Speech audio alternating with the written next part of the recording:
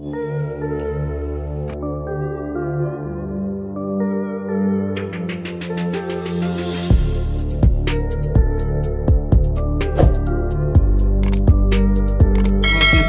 এবং আজকে 14 তারিখ, এই দুদিন আমাদের খোয়াই সাব ডিভিশনে সারা রাজ্যের মতোই এনডিপিএসের বিরুদ্ধে স্পেশাল ড্রাইভ সংগঠিত হয়।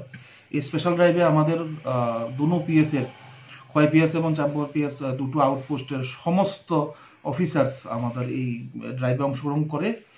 এবং গতকালকে আপনারা জানেন সবাই যে খোয়াই থানাতে আমরা 470 বোতল সহ 10 গ্রাম হেরোইন সহ কৃষ্ণ মালাগারকে আমরা অ্যারেস্ট করতে সক্ষম হয়েছিলাম।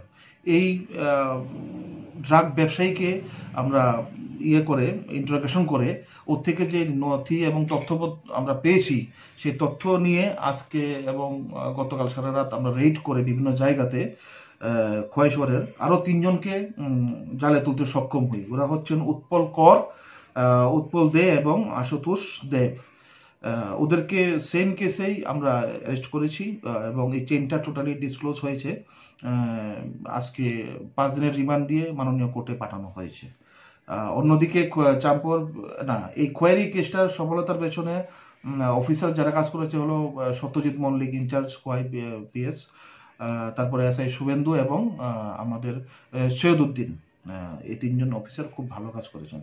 আর চাম্পর পিএসে আজকে সাকসেস মিলেছে ইয়েতে আপনা বস্তিতে শিপন সাঁওতাল 37 বছর, ওর কাছে ওর বাড়ি রেড করে 7 বোতল কফ সিরাপ পাওয়া গেছে ইলিগেল।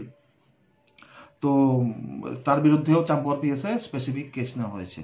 তো এই ধরনের এনডিপিএস এর যারাই ব্যবসা করছে তাদের বিরুদ্ধে আমাদের ড্রাইভ চলতে থাকবে এবং শেষ হওয়া অবধি আমরা চেষ্টা করব। ধন্যবাদ।